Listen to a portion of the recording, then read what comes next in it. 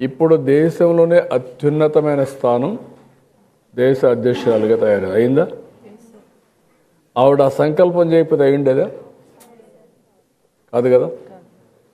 ఇప్పుడు అదే మరిగా ప్రధానమంత్రి నరేంద్ర మోడీ గారు ఉన్నారు. నేను కూడా ఒక మారుమూల ప్రాంతమే, చిన్న ఊరు నుంచి వచ్చాను. ఆయన ఎన్నోసార్లు చెప్పారు మనకు, నేను కూడా ఒక టీ అమ్మేవాడిని అని చెప్పాడు, టీ వాలా అని చెప్పాడు. ఆయన ఈరోజు అత్యంత శక్తివంతుడైన ప్రధానమంత్రిగా తయారయ్యారా? 25 ఏళ్లుగా రాజకీయాల్లో ఓటమి ఎరుగని నాయకుడిగా తయారయ్యాడు కదా. ఇప్పుడు మీకంటూ ఒక సంకల్పం ఉండాలి. ఎప్పుడూ పేదరికంలో పుట్టి పేదరికంలో చనిపోతారా?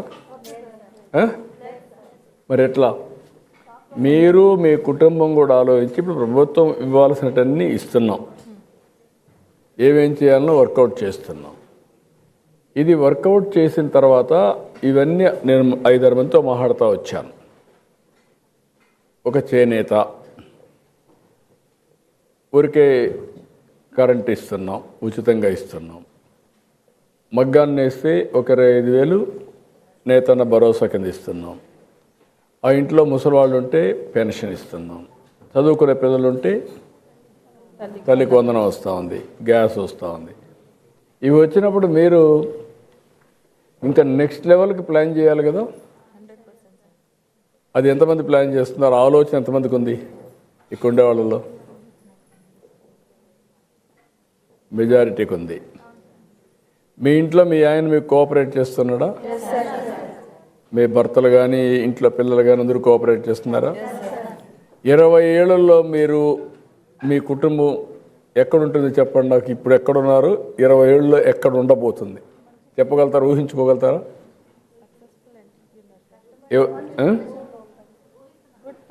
అటు కదమ్మా, ఒక నిర్దిష్టమైన ఆలోచన, ఒక లక్ష్యం. నేను వికసిత్ భారత్ ప్రధానమంత్రి గారు పెడితే నేను స్వర్ణాంధ్రప్రదేశ్ పెట్టాను. స్వర్ణాంధ్రప్రదేశ్ అనేది 2047కి ఆర్థిక అసమానతలు తగ్గించే విధంగా అందరికీ మెరుగైన జీవన ప్రమాణాలు, డబ్బులుండే వాళ్ళకే సహాయం చేస్తే ఆ డబ్బులు వచ్చిన తర్వాత వాళ్ళు తినేది ఏమి ఉండదు. వాళ్ళు మామూలు మనుషులే, వాళ్ళకు కూడా షుగర్ వస్తుంది. షుగర్ వస్తే మళ్ళీ రైస్ తింటే ఇంకా ఎక్కువ అవుతుంది, ఇంకా గోళీలు ఎక్కువ వేసుకోవాలి, ఆ ప్రాబ్లమ్స్ పెరుగుతూ ఉంటాయి. ఇంకా అట్లా కాకుండా ఇప్పుడు మీ అందరికి ఒకసారి ఆలోచిస్తే స్కూల్స్లో ఎడ్యుకేషన్ మెరుగవుతుందా?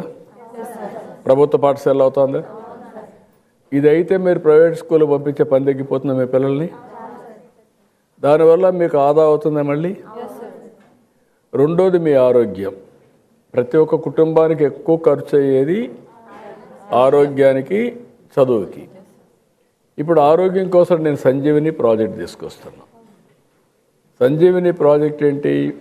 మీ యొక్క ఎవరికైనా కానీ బీపీ, షుగరు ఇలాంటివన్నీ ఉంటే, ఏ వ్యాధి ఉన్నా ముందుగానే పసిగట్టి డయాగ్నోస్ చేసి దానికి ఎలాంటి మందులు ఇవ్వాలనో ఇవ్వడం. అది ఆన్లైన్లోనే. మీకు అందరికి సెల్ ఫోన్లు ఉన్నాయా? సెల్ ఫోన్లు ఉన్నాయని చెలిపెక్కెత్తండి. సెల్ ఫోన్ లేని వాళ్ళు లేరు, కానీ మీరు సెల్ ఫోన్ సరిగా వాడడం లేదు. అదే నేనే తీసుకొచ్చాను. ఆ రోజు అందరూ నన్ను ఎగతాళి చేశారు సెల్ ఫోన్ అంటే. అప్పుడు ఫోన్లు కూడా ఉండేటివి కాదు, తీసుకొచ్చాం. ఇది ఒక పెద్ద ఆయుధం. ఇప్పుడు మీకు మీరు అభివృద్ధి కావాలంటే సెల్ ఫోన్ అనేది ఒక ఆయుధం. ఇప్పుడు మీరు ఇటీవల కాలంలో నేను కొన్ని మీకు మెసేజ్లు పంపిస్తున్నాను. ఏదైనా పెన్షన్ వచ్చినా లేకుంటే ఇంకోటి వచ్చినా గ్యాస్ అన్నిటి వస్తున్నాయా? రెగ్యులర్గా వస్తున్నాయా? రెగ్యులర్గా వస్తున్నాయి. అదే సమాజం బాగుండాలి, కుటుంబాలు బాగుండాలి, మీరు దాన్ని లీడ్ చేయాలి. ఎందుకంటే నాకు ఒక అనుభవం, మహిళలు ఒకప్పుడు ఇంట్లో నుంచి బయట వచ్చేవాళ్ళు కాదు. చిన్నప్పుడు మీ తల్లిదండ్రులు మీకు చెప్పేవాళ్ళు ఏమని, మీకేం తెలియదు, మీరు ఇంట్లోనే ఉండాలి, వంటింట్లో ఉండాలి, వంట చేయాలి, పిల్లల్ని చూసుకోవాలి, స్నానాలు చేపించి పంపించాలి అని చెప్పాడు. అంతే కదా. ఇంకొక పక్కన కొన్ని రోజులు పోయిన తర్వాత మీరు పెద్ద అయినాక భర్త వస్తే, భర్త నీకేం తెలియదే, నీకెందుకు ఇవన్నీ, నువ్వు పట్టించుకోవద్దు అనేవాడు. అవునా కదా?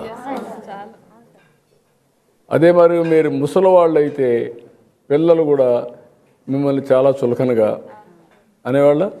కొడుకు కూడా అనేవాడు, నీకేం తెలియదు, నువ్వు గమనుండు, నీకెందుకు ఇవన్నీ అని. డాక్రా సంఘాలు పెట్టినాక మీకు మార్పు వచ్చిందా?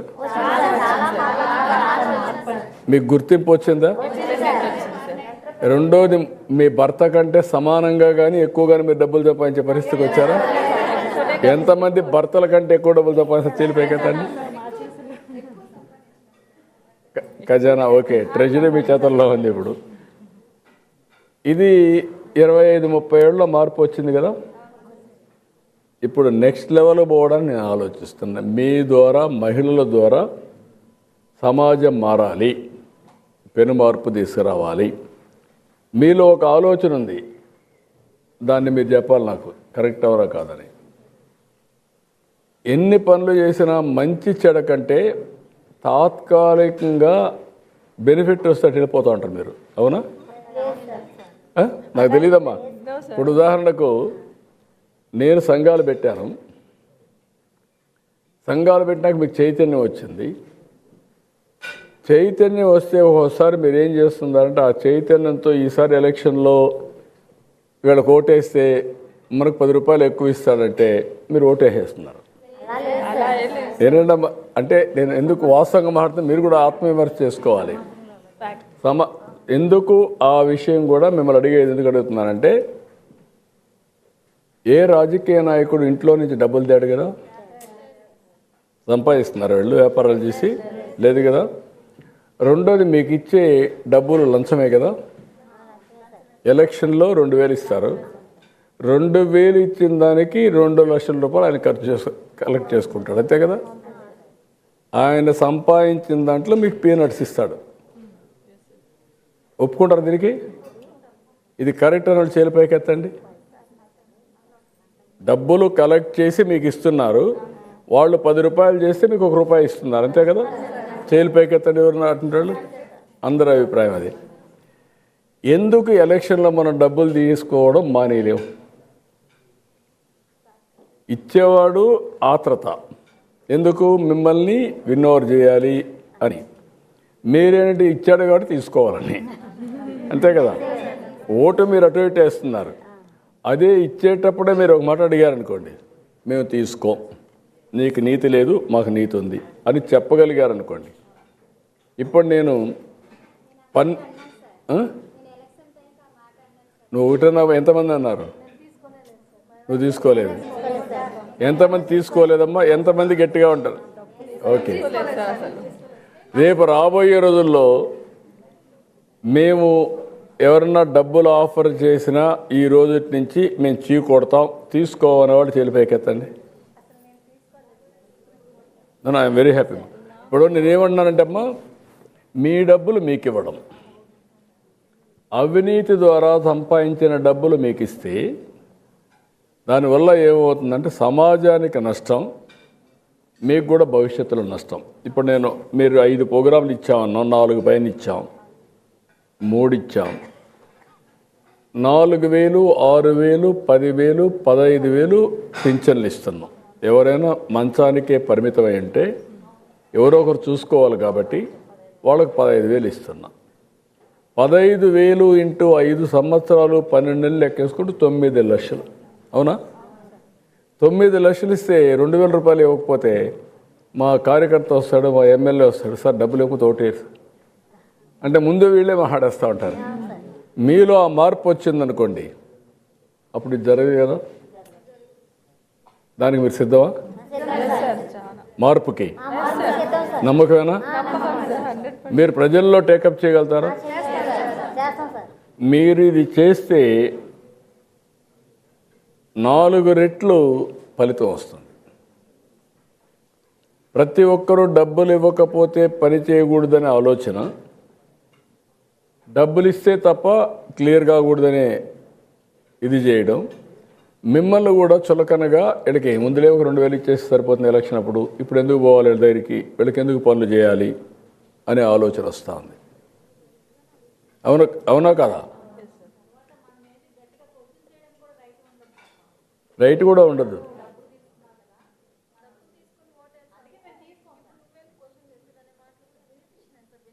వస్తాయమ్మా, వాడు చెప్పకపోయినా మనసులో అన్న అనుకోని ఆ మాట చెప్తాడు. గట్టిగా చెప్తే వల్ల నువ్వు ఓటేయమని తిరగబడతావని అడగకపోవచ్చు, కానీ మనసులో ఆ భావన ఉంటుంది కదా. ఇది ఒక ఇష్యూ, నాకు ప్రధానమైన సమస్య. నేను 48 ఏళ్ళ నుంచి రాజకీయాల్లో ఉన్నా. 2047కి ఇప్పుడు 3,20,000 రూపాయలు తలసరి ఆదాయం ప్రతి ఒక్కరికి, అంటే రాష్ట్రం అంతా ఆవరేజ్న. 5 ఏళ్ళకు కానీ 6 ఏళ్ళకు కానీ మీ ఆదాయం రెట్టింపు అవుతుంది. ఇప్పుడు 3,20,000 30,000 అనుకోండి, ఒకరికి 10 లక్షలు వస్తుంది, ఒకరికి 2 లక్షలు వస్తుంది, ఒక అతనికి 50,000 వస్తుంది, ఎందుకంటే వాళ్ళ కుటుంబాన్ని బట్టి. ఇప్పుడు గవర్నమెంట్ ఇచ్చేదానివల్ల బేస్ లెవెల్లో అందరికీ ఒక 50,000 లక్ష రూపాయలు వస్తుంది బెనిఫిట్. రఫ్గా పేదవాళ్ళందరికీ వస్తుంది, పెన్షను, రేషను, లేకపోతే మీకు వచ్చేటన్నీ వస్తాయి. అదే కానీ నేనేం ఆలోచిస్తున్నానంటే పేదవాళ్ళందరికీ ప్రత్యేకంగా ఎక్కువ బెనిఫిట్ వచ్చేట్టుగా చేయడం. అందుకే నేను కొత్త ప్రోగ్రాం తీసుకొచ్చాను మీకు, P4 అని, MBK 1020 అని, అంటే మార్గదర్శి బంగారు కుటుంబాలు. ఇప్పుడు 11 లక్షలను అడాప్ట్ చేసుకున్నారు. ఇప్పుడు మన నంద్యాల నుంచి వచ్చినట్టు ఆడబిడ్డ చెప్తా ఉంది ఆవిడ ఇప్పుడు ఏం చేస్తూ ఉందంటే అక్కడ బిజినెస్ చేస్తూ ఉంది, 10 మందికి ఉద్యోగాలు ఇచ్చింది. ఇలాంటి వాళ్ళు మీరు ఎంతమంది సెల్ఫ్ హెల్ప్ గ్రూపుల ద్వారా వ్యాపారాలు చేసి డబ్బులు సంపాదిస్తారు? చేలి పైకెత్తండి. ఓకే, ఒక 10-12 మంది ఉన్నారు, సగం మంది ఉన్నారు. ఎంతమంది చదువుకున్నారు? చేలి పైకెత్తండి. చదువుకున్నవాళ్ళు కాదు, చదువుకుంటున్నవాళ్ళు. ఇప్పుడు చదువుకునేవాళ్ళు ఒక 5-6 మంది చదువుకుంటున్నారు పిల్లలు. ఓకే, ఇప్పుడు నేను చెప్పిన కాన్సెప్ట్లో కానీ మనం కానీ ముందుకు పోతే నా ఆలోచన ఏంటంటే ప్రభుత్వం ఆర్థిక అసమానతలు తగ్గించే విధానాలతో మనుషులనేది మనం గుర్తుపెట్టుకోవాలి. డబ్బులు ఇస్తే డబ్బులు మిగలదు. చేపలు పట్టిస్తా వస్తే చేపలు ఇవ్వని రోజున మీరు పస్తుండాలి, అవునా కదా? అదే చేపలు పట్టించే విధానం నేర్పించామనుకోండి, ఇచ్చే డబ్బులు ఇస్తూనే చేపలు పట్టించే విధానంగా నేర్పిస్తే మీకు అదనపు ఆదాయం వస్తుంది. అదే నేను చేస్తున్నా ఇప్పుడు. రెండోది, మీలో ఆస్తులు ఉంటేనే పైకి వస్తాం అనేవాడు చేలి పైకి ఎత్తండి. ఆస్తులు ఉంటేనే పైకి వస్తాం అనేవాడు చేలి పైకి ఎత్తండి. ఎవరు లేరు. కాబట్టి మనుషులతో నైపుణ్యం పెంచుకొని చదువుకొని ఆలోచన విధానంతో పైకి వస్తానని చేలి పైకి ఎత్తండి. Very happy. అందరికీ ఆ ధైర్యం వచ్చింది. డాక్టర్లు అందరూ పేద మహిళలే. నేను పెట్టినప్పుడు నన్ను చాలామంది ఎగతాళి చేశారు. ఇంట్లో ఉండేవాళ్ళని రెచ్చగొడుతున్నాడు. వీళ్ళందరినీ నేను అప్పుడు చెప్పాను మీకు అందరికీ. చెప్తే మీరు బయట వస్తే, ఇందులో పాత వాళ్ళు ఉన్నారో లేదు తెలియదు కానీ అప్పుడు వచ్చిన వాళ్ళలో బయట వస్తే మగవాళ్ళందరూ మిమ్మల్ని ఎగతాళి చేసేవాళ్ళు. ఈవిడ నిద్రలేసి ఫైల్ పెట్టుకొని వెళ్తా ఉంది, ఇవేం చేస్తుందని అనేవాడు. నేను మీకు నేర్పించింది ఒకటే నేర్పించాను, ₹1 పొదుపు చేయండి, నేను ₹1 ఇస్తాను. ఆ డబ్బులు మీరు స్వయం ఉపాధికి ఖర్చు పెట్టుకోండి, కావాలంటే మిగిలితే వడ్డీకి ఇమ్మన్నా, మళ్ళా వడ్డీ కూడా మీకే వస్తుందని చెప్పాను. ఆ ఒక్క ఉద్యమం చాలా బలంగా తయారైంది. లక్షల కుటుంబాలు బాగుపడ్డాయి. 25,000 కోట్ల రూపాయలు డాక్రా సంఘాల్లో పొదుపు డబ్బులు ఉంది మీ దగ్గర. 25,000 కోట్లు ఉంది. ఏమ్మా, ఓ మహిళలు 2 లక్షలు అప్పు తీసుకుని మళ్ళీ కట్టేస్తున్నారు, మళ్ళా కట్టేస్తున్నారు ఒక పద్ధతి ప్రకారం. అంటే 99.5% తిరిగి పే చేసే ఏకైక వ్యవస్థ. అంటే 0.4% పే చేయింది. పెద్ద పెద్ద ఇండస్ట్రీస్ కూడా ఎగ్గొడతారు, మీరు ఎగ్గొట్టడం లేదు. రెండోది, ఒకప్పుడు మీరు సామాజిక బాధ్యత ఎక్కువ ఉండేది, ఇప్పుడు తగ్గింది. ఒకప్పుడు నేను చెప్పేవాడిని, మీ భర్తను చదివించండి, మీరు ముందు నేర్చుకోండి, పిల్లల్ని చదివించండి, భర్తను చదివించారు. ఇప్పుడు తగ్గించారు. అదొకటి. అప్పుడు ఇంకోటి కూడా చెప్పేవాడిని, వ్యసనాల బారి నుంచి కుటుంబాన్ని కాపాడండి, సమాజానికి కూడా నాయకత్వం ఇవ్వమని చెప్పాను.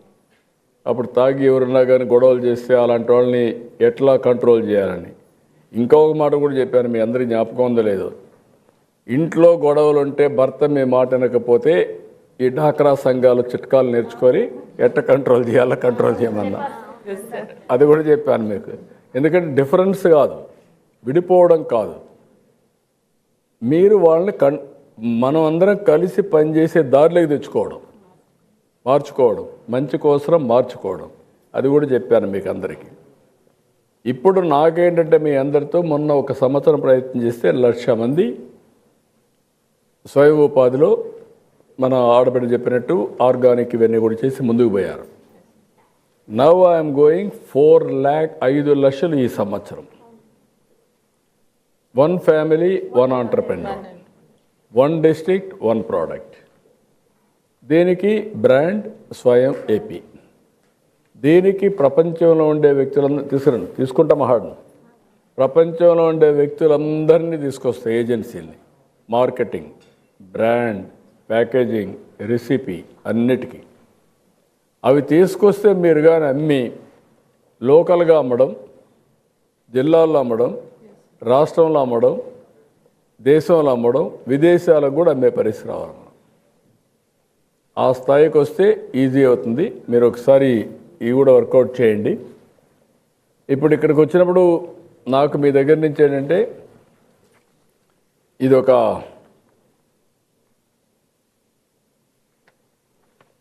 అందరికీ కొన్ని కోరికలు ఉంటాయి, యాస్పిరేషన్స్. నేను మీకు అందరికీ ఒక మాట చెప్పాను, ఈ రోజుటి నుంచి మీలో నేను అనే సంకల్పం, నేను చంద్రబాబు నాయుడు అనే నేను స్వర్ణాంధ్రప్రదేశ్ కోసం పనిచేస్తా, దానికి ఏం కావాలో వర్కౌట్ చేస్తా, ఏమేమి ఉన్నాయో మీరు చూస్తూ ఉంటారు. మీరేం చేస్తారు, దానివల్ల మీ కుటుంబం ఎట్ల పైకి వస్తుంది, మీరు ఏ విధంగా ఆనందంగా ఉంటారు, తద్వారా సమాజానికి ఎట్లా ఉపయోగపడుతుంది చెప్పగలుగుతారు ఎవరన్నా? చెప్పండి, ఒక్కొక్కరే చెప్పండి. మైక్ ఇవ్వండి.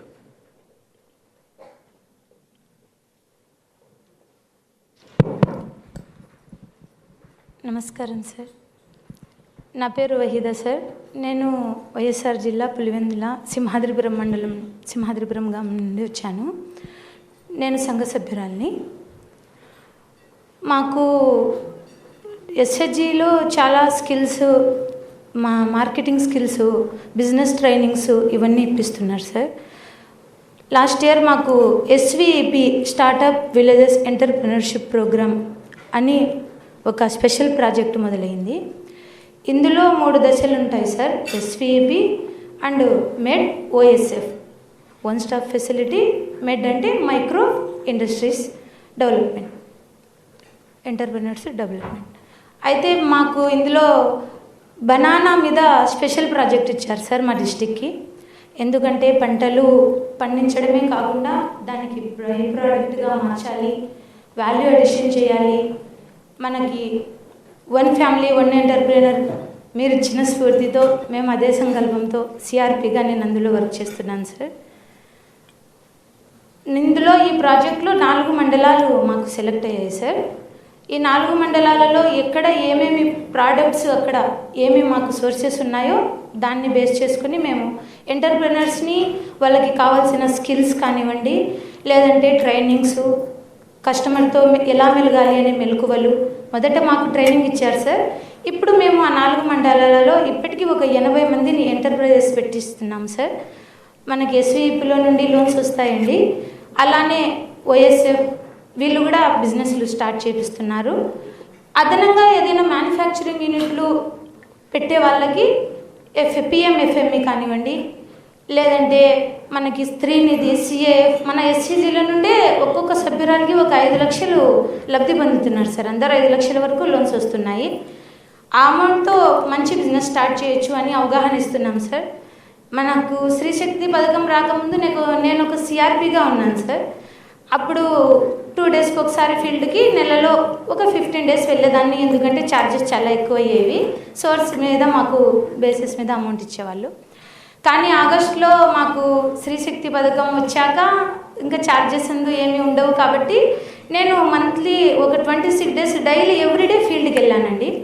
ప్రతిరోజు ఫీల్డ్కి వెళ్ళి ప్రతి మండలం 4 మండలాలలో ప్రతి విలేజ్ తిరుగుతూ ఎస్హెచ్జి సభ్యులతో మాట్లాడి వాళ్ళకి ట్రిగరింగ్ చేస్తూ బిజినెస్లు పెట్టాలి, ప్రతి కుటుంబంలో ఒక వ్యాపారవేత్త ఉండాలి, ప్రతి మండలానికి ఒక పెద్ద ఇండస్ట్రీ పెట్టాలి, మనం ఒక్కొక్క ఇండస్ట్రీలో ఒక మినిమం ఒక 20-30 మంది కన్నా జాబ్లు ఇచ్చేలా ఉండాలి అనేది ట్రైనింగ్ ఇస్తున్నాం సార్.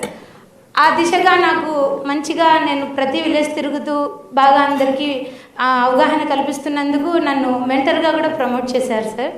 అది ఈ స్త్రీశక్తి పథకం వల్లే సాధ్యమైంది. వర్క్ చేశాను, ఎక్కువ వర్క్ చేయడం వల్ల చాలా ఇంట్రెస్ట్గా చేస్తున్నాను, మంచిగా వాళ్ళని ట్రిగ్గర్ చేసి మోటివేట్ చేస్తున్నాను అని. ఇప్పుడు మాకు బనానా ప్రోడక్ట్ మీద ఒక 30 మందిని మేము బిజినెస్ ప్లాన్ చేసి వాళ్ళకి మిషనరీస్ ఎంత అవుతుంది, వాళ్ళకి మార్కెటింగ్ ఎక్కడ చేయించాలి అనేది అంతా నేర్పించి ట్రైనింగ్ ఇస్తున్నాం సార్. పులివెందులలో food and science technology university ఉంది, అందులో ట్రైనింగ్ పీడీ గారు కలెక్టర్ గారు మాట్లాడారు, ఆ ట్రైనింగ్ ఇప్పిస్తామన్నారు సార్. వాళ్ళు రెడీగా ఉన్నారు సార్. ట్రైనింగ్ తీసుకోగానే మేము ఈ మంత్ ఎండింగ్లో నెక్స్ట్ మంత్ స్టార్టింగ్కి మేము గ్రౌండింగ్ చేసేస్తాం సార్. బనానాతో నార ఎలా తీయొచ్చు, దాని పొట్టుతో నుండి కూడా వేస్టేజ్ కాకోకుండా బనానా పౌడర్ కానివ్వండి, స్లైసెస్, చిప్స్, ప్రోటీన్ పౌడర్సు, నారతో ఫ్యాబ్రిక్స్ ఎలా చేస్తారు, బుట్టలు ఎలా అల్లుతారు అన్నీ వాళ్ళకి నేర్పించి ఎక్స్పోజర్కి తీసుకెళ్ళి మీరు అనుకున్న విధంగా 1 ఫ్యామిలీ 1 ఎంటర్ప్రెనర్ని మేము ఖచ్చితంగా నెరవేర్చేలా ఇదే లక్ష్యంతో పనిచేస్తాం సార్. నీ పేరేంటమ్మా? వహీదా సార్. వహీదా, ఇప్పుడు ఏం చదువుకున్నామా నువ్వు? ఇంటర్ చదువుకున్నాను సార్. నువ్వు పెద్దగా ఎంబీఏ కూడా చేయలేదు, ఇంటర్ చేసింది. బట్ సబ్జెక్ట్ చాలా తరోగా ఉంది. I'm very happy. నువ్వు చెప్పిన కాన్సెప్ట్లో సిఆర్పి, మీ మోటివేటర్స్, మెంటర్స్ ఇలాంటి 2-3 కేటగిరీస్ పెట్టారు. ఇప్పుడు నువ్వు ఫ్రీగా తిరగడానికి అవకాశం వచ్చింది బస్సుల్లో. ముందు కంటే నీ ఫ్రీక్వెన్సీ పెంచావు, నువ్వు మోటివేట్ చేస్తున్నావు. అందరికీ సమానంగా డబ్బులు ఇస్తున్నారా, బాగా మోటివేట్ చేసే సక్సెస్ రేట్ని బట్టి ఇస్తున్నారా? వాళ్ళని ట్రైనింగ్ ఇచ్చాక వాళ్ళు ఏ బిజినెస్ పెడుతున్నారు, ఆ బిజినెస్కి తగ్గ అమౌంట్ ఎంత అవ్వగలుగుతుంది అలా ఇప్పిస్తున్నారు. వాళ్ళకి డబ్బులు ఇప్పిస్తున్నారు. మీరు ట్రైన్ చేసే వాళ్ళకి మీకు ఎట్లా ఇస్తున్నారు సార్? మీరు ట్రైన్ చేసే వాళ్ళకి, మెంటర్స్కి, మోటివేటర్స్కి, సిఆర్పిలకి ఎట్లా ఇస్తున్నారు? సపోజ్ నేను ఏం అడిగానంటే, నీకు 10 సంఘాలు నువ్వు మోటివేట్ చేస్తావు, 10-20. ఆ 20ని లాజికల్గా తీసిపోయే పరిస్థితికి వచ్చావు అనుకో, నువ్వు ఆ 20-50 మంది దగ్గర నేర్చుకుంటావు. ఒకరు నేర్చుకునేది బెస్ట్ ప్రాక్టీస్ ఉంటే ఇంకొకరికి చెప్తావు. ఒకవేళ ఇక్కడ కాకపోతే పైన నుంచి వచ్చే నాలెడ్జ్ కూడా తీసుకుంటావు. నీ 50 మందిలో సక్సెస్ రేట్ని బట్టి నీకు డబ్బులు ఇచ్చారనుకోండి, అప్పుడు నువ్వు ఇంకా ఎక్కువ డబ్బులు సంపాదించుకుంటా, నీకు కూడా శ్రద్ధ పెరుగుతుంది కదా. ఆ సిస్టమ్ తెస్తే బాగుంటుందా? ఉంది సార్. సిఆర్పిలకు వాళ్ళు ఎంత మందిని మోటివేట్ చేస్తున్నారు, ఎన్ని ఎస్హెచ్జి సంఘాలకి వాళ్ళు హాజరయ్యి వాళ్ళకి అట్ట కాకుండా అవుట్కమ్ వచ్చాక నిన్ననే సార్ మాకు ట్రైనింగ్ మీటింగ్ జరిగింది. అందులో కొన్ని వెబ్ ఇచ్చారు, లాగిన్స్ ఇచ్చారు. ప్రతి సిఆర్పి వాళ్ళ ఈమెయిల్ ఐడితో లాగిన్ చేస్తారు. వాళ్ళ మంత్ పర్ఫార్మెన్స్ అందులో ట్యాగ్ చేస్తారు. యాడ్ చేసిన తర్వాత దాన్ని బట్టి వాళ్ళ పర్ఫార్మెన్స్ ని బట్టి remuneration. That is a good system. Very good. So that మీలో క్వాంటమ్ ఎంతవరకు నీకు పర్టికులర్గా పైన నుంచి ఎంతవరకు నాలెడ్జ్ వస్తూ ఉంది నేర్చుకోవడానికి, ఆన్ వర్క్ ఎంతవరకు నేర్చుకుంటున్నావు? ఆన్ వర్క్ అంటే అందరినీ మాట్లాడుతున్నావు కదా,